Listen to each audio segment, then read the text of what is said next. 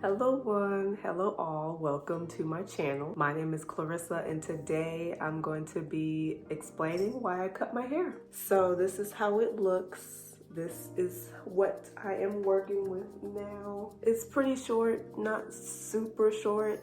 Shrinkage, has her ways, but this is how short my hair is as of currently. And if you follow me on Instagram, you already know this. You guys were the first to know, which is why I always say if you're not following me on Instagram, you definitely should, because if I'm not posting on here, I'm posting on there. So people who follow me on Instagram are always the first to know things, always the first to see things, always the first to know what's coming. So follow me on Instagram.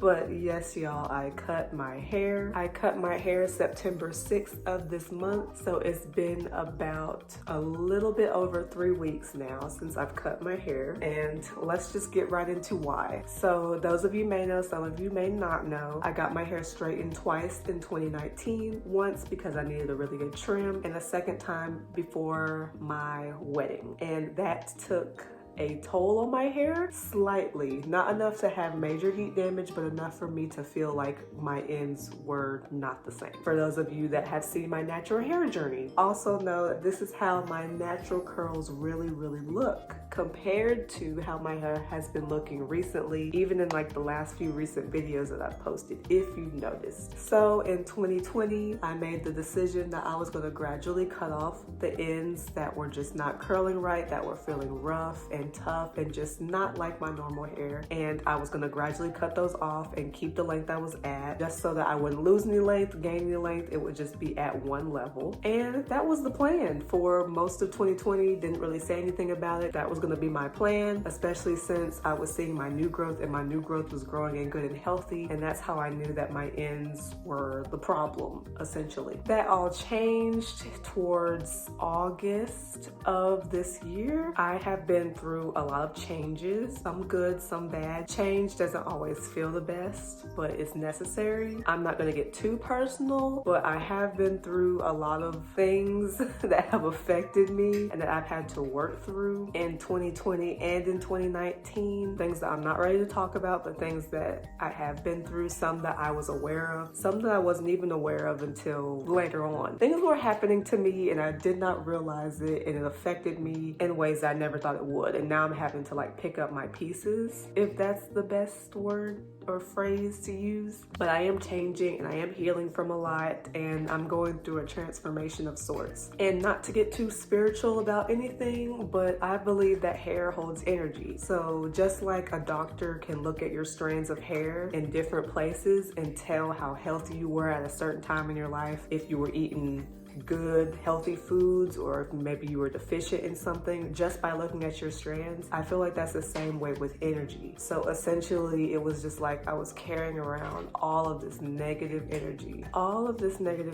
that I just did not want to be a part of me anymore. I didn't want to see it, didn't want to be reminded of it. And that was like the final cherry on top to me cutting my hair, because I was already thinking about it, and then it was just like the cherry on top of me just being like, I need to just let some things go. And you know how the saying goes, when a woman cuts her hair, she's about to change her life. It's true. It is really true. I am turning over a new leaf with a lot of things. I'm moving on from a lot of things. I'm healing from a lot of things. And I'm essentially rebranding myself and getting to know myself all over again. A lot in a single statement, but that's the basis of it. To move from that, basically my hair. So I cut my hair myself. Do I recommend for all of you to just go out and cut your hair by yourself? No. If you don't know what you're doing, if you're not comfortable, please do not just grab the scissors and go hacking. I know that sounds really hypocritical because that's literally what I did, but if you don't know what you're doing, if you're not comfortable, I really would not recommend doing this. Please do not. Please see a professional that can cut your hair if you really want your hair to be cut a certain way. This is just what works for me. I'm not really comfortable with lots of people touching my hair just because I've had a lot of bad experiences, unfortunately. I only have a select few people that I know can really work with my hair and really just take care of it. So there's that. Please do not go hacking at your hair, please.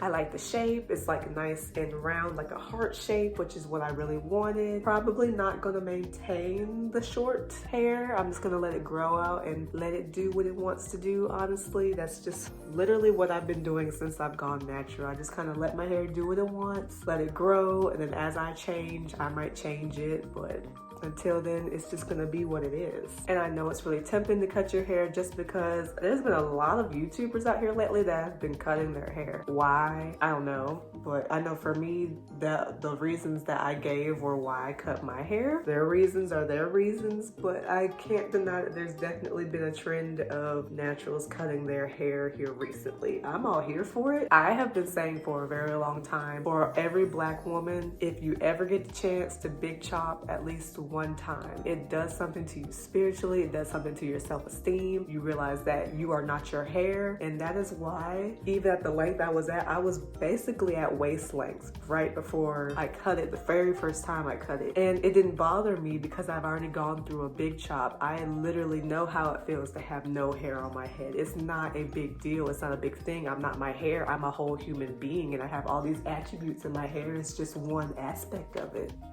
So that's why I encourage big chopping at least one time. Not telling you what to do. You definitely don't have to do it. It's definitely a journey that I feel like everyone should experience at least one time. But that is it. This is a really short video. I just wanted to explain to you all why I cut my hair, when I cut my hair, how my hair is looking, and where I'm at. And that's about it, y'all. That is about it. I am loving it. I'm enjoying being at the short hair stage again, and I plan on making the most of it this time, because last time my hair was short, I wasn't really in my YouTube channel like that, so you all didn't really see routines and how I do it and all the other aspects of it like you will be able to now. So be on the lookout for videos for short natural hair. If you want to see anything specifically for short natural hair, let me know. Honestly, it's really not anything too different from what I already did with my hair when my hair was longer, but if you want to see it, I'll bring it.